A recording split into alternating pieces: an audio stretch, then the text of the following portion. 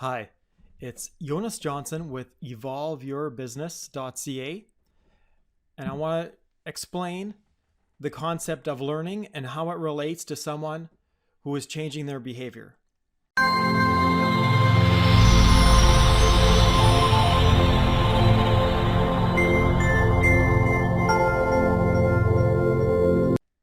This is the definition, according to Wikipedia, of learning.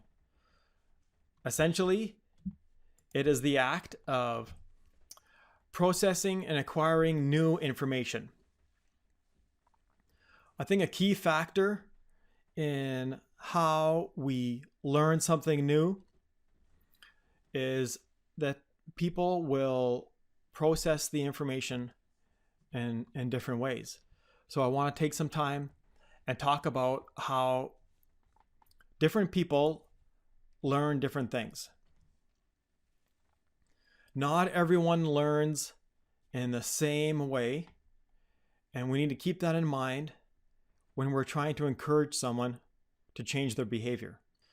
Today, we are totally inundated with information from a variety of different sources. It can be totally overwhelming, and all of the information is presented in different formats from different angles. So when we are trying to communicate our message, it's easy for it to get lost. So a key factor for someone presenting new information and trying to encourage someone to change their behavior is to make it to stand out. And you need to make it as effective as possible. And a key factor for doing that is presenting the information based on how the person that's receiving it is going to process that information and receive it the best way possible. Plus, with all of the information delivery mechanisms that are available out there, there's tons of different ways that we can provide the same message now. So we can leverage all of those opportunities, presenting messages in different formats. Whichever one conveys the message the best based on the person that's receiving it, as well as the type of content that you're trying to deliver. So when people are thinking in terms of learning or miscommunication or how someone is receiving that information, it's very easy to just think about how you are delivering the message and not how the other person is receiving it. We always need to reaffirm that the person has understood the message that we're trying to deliver, because we can't assume that we are saying it perfectly for the way the person is receiving it, for how they best process it, and in the format that they understand the best. And the goal of this training is to make learning achievable. There's a variety of different ways that we can do that. But essentially, you want to make it as easy as possible for someone who is receiving your message to understand what the requirements are or what their changes are for their behavior. A key factor in the person receiving the information is the primary method that they use to process new learning. Some people receive information primarily through hearing. Some people see it through, they actually want to see it.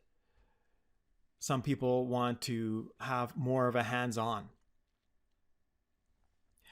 So then when you are presenting the information, you need to keep that in mind. And if you are aware of the specific person that's receiving the information and you have an understanding of what their primary learning method is, do they need to hear it? Do they need to see it? Do they need to see a picture of it? Do they need to interact with it? Do they need to do it themselves? This can also be impacted by the type of information that you're trying to present. So if you are trying to explain something along the lines of carpentry or mechanical repair, and you want to try explain it to someone in words, that might not be as effective as allowing someone to see the picture of it, see how it's done, or actually having hands-on experience doing the carpentry, learning how they're supposed to do it properly. So here is an overview of the 3 common learning styles. For me, I know that I tend to be more visual. When I was in university, I would always understand the concepts better whenever the professor would put the information on the board. It wasn't enough for him to verbally explain what it was. If I could see it on the board in some kind of visual representation, it automatically made things much easier for me to understand. But not everyone is going to be in that same format. So if you're presenting to someone who is more visual, you're going to need to focus on things like graphs, charts, pictures, and allow them to see visual representations of the message that you're trying to convey. They're also going to want to, if it's a new behavior or something that they're supposed to be following, they're going to want to see you doing the behavior, the new task, so that they can copy it. The second category is if they listen through hearing and they learn new topics based on hearing the speech and having someone explain it. Someone might have a tendency to focus on music or other things like that, where there are key factors for hearing, and this might be an indicator that they might tend to be more on the auditory side. And the last group is the kinesthetic, or more of the hands-on. So these people are going to want to get their hands dirty. They're going to actually do the activity, and that is going to be the best way for them to learn how to do it properly. So when you're communicating a message, you need to keep all 3 in mind, because you're not necessarily going to know if someone's visual, auditory, and kinesthetic. So when you are presenting the information, the best approach is to incorporate all 3 as part of the learning process. Perhaps you can take a moment and just think about, what is your learning style? When you are learning something new, what is the best way that you feel like you absorb that information? Is it visual? Do you need to see it? Is it auditory? Is it kinesthetic? Having that understanding is also going to help you convey the message properly to other people. So then each person is going to have a unique approach to learning new information. As trainers, we need to keep that in mind and present the information in a manner that's going to allow them to absorb it regardless of what their preference is. If we are dealing more on one-on-one and we understand what their learning process is, then we can customize it and provide more of a targeted message. But if we're delivering a message to a larger group and we don't have the opportunity to target individual people, you need to factor all 3 factors in when you're delivering your message.